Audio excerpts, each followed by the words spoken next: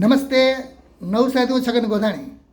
વીણેલા મોતી મણકો 19 તારીખ 12/4/2026 રવિવાર. પાયેલ આજ સવારમાં વહેલી ઉઠી ગઈ છે. નાહી ધોઈ અને ભગવાનની પૂજા કરી પછી એના સાસુ અને સસરાને પગે લાગે છે. એના સાસુ અને સસરાને આશીર્વાદ આપે છે.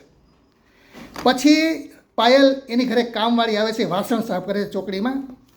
આદિવાસીની બાઈ છે, બાજુના ગામડામાંથી આવે છે. એનું નામ છે દેવીબેન.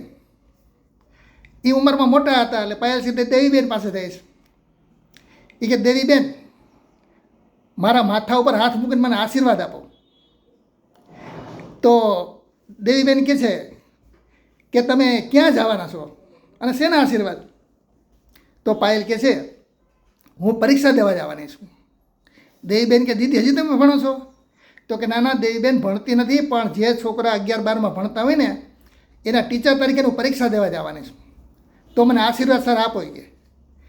એ કે અત્યાર સુધીમાં મેં કોઈને આશીર્વાદ આપ્યા નથી, કે કોઈ મને પગે લાગ્યું નથી, અને અમારા ગરીબ માણસ પાસે હું આશીર્વાદ શેને આપી? કે મેં પછી કીધું દેવીબેન, મોટા માણસોને પૈસાદારને બધાએ આશીર્વાદ લેવા જાય, પગે લાગે, એટલે એની પાસે આશીર્વાદ ઓછા થઈ ગયા હોય, અને તમારા જેવા ગરીબ માણસ હોય ને એની પાસે કોઈ આશીર્વાદ લેવા તૈયાર નથી, તો તમારી પાસે આશીર્વાદનો ઢગલો સ્ટોક પડ્યો એમણે, તો તમારી પાસે તો કેટલા આશીર્વાદ હોય? તો દેવીબેન કે સાચી વાત છે. કે અત્યાર સુધીમાં કોઈ એમને પગે લાગ્યું નથી અને મને કોઈ આશીર્વાદ તો લીધા નથી, એટલે કે મને ખબર ન પડે.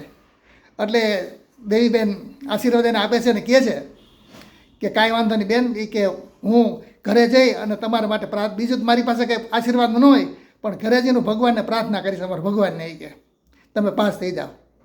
હવે આ દ્રશ્ય બોલો, સામે કોઈ દિવસ બેનને કોઈ પગે લાગ્યું ને આશીર્વાદની ખબર નહોતી એને, અને આ સામે ઊભા છે, એક બાજુ પાયલ ઊભી છે અને એક બાજુ ઓલા બેન છે. એ બેનની આંખમાં ઝરઝરી આવી ગયા, કાયદેસરના ઝરઝરી હું દેખતો હતો, અને સામે પાયલ પણ એ ગદગદ થઈ ગઈ. શું કરવા? કે એના શબ્દો એવા હતા કે અમારા ગરીબ માણસો પાસે શું ભાઈ, કે અમે કેવા આશીર્વાદ આપી. કે પછી દેવીબેનને મેં કીધું દેવીબેન એવું નથી, તમારી પાસે સારા આશીર્વાદ હોય કીધું, અને તમારા આશીર્વાદ ફળશે, અને પાયલ છે ને એ પાસ થઈ જશે. એટલે બેયના મનોમાં એક દેવીબેનને આનંદ હતો. દેવીબેનને કીધું દેવીબેન તમારું નામ શું છે? કે દેવીબેન. મેં કીધું દેવીબેન યાદ રાખો, જો એક તો તમે વડીલ છો, એ આશીર્વાદ ફળે, અને દેવી એટલે ભગવાન કહેવાય ને, દેવી એટલે માતાજી કહેવાય. હવે પાયલને 2 આશીર્વાદ મળશે.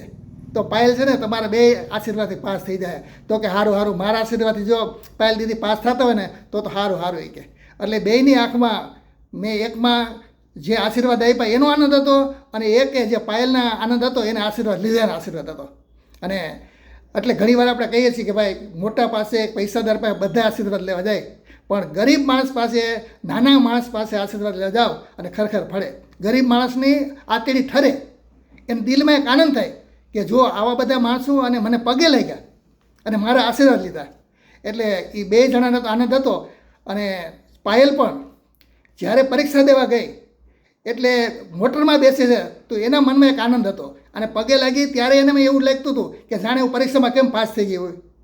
આ દેવીબેને માથા ઉપર હાથ મૂક્યો ત્યારે જ એના મનમાં નક્કી થઈ ગયું છે કે હું પાસ થઈ ગઈ. બોલો, એટલા આનંદથી પરીક્ષા દેવા ગઈ. અને બીજી બાજુ હું પણ આનંદમાં હતો, કારણ કે આ પાયલ છે એ પાયલ મારા ગોધાણી પરિવારની એક સભ્ય હતી. તો તમે પણ આવા કોઈ નબળા માણસ હોય, મોટા વડીલ હોય, એના તમે આશીર્વાદ લેશો તો તમને ભવિષ્યમાં પણ ફાયદો થશે, અને એની આતેડી ઠરશે, અને એની દુઆ મળશે. ગરીબ માણસની દુઆ છે ને કોઈથી ફેલ જતી નથી, એના આશીર્વાદ છે ને કોઈથી ફેલ જતા નથી, અને તમે સફળતા મળશો. આભાર.